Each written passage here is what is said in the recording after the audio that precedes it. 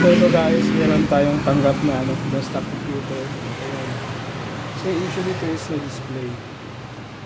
So upon checking, na-check na natin yung mga hardware. Yung issue niya is yung BIOS chip.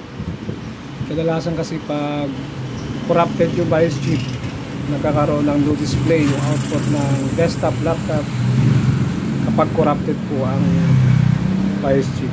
So yung gagawin po natin is ma-flash natin yung chip natin. So before that, kailangan mo natin basahin. Kailangan mo na i-root ng computer.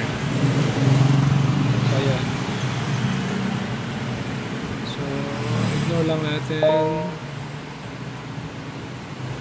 So ayan guys, nire-read na niya yung chip.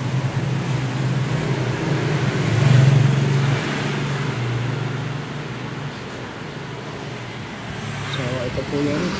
Makikita po natin nag-ano siya, nipis lang, nagbi-blink-blink.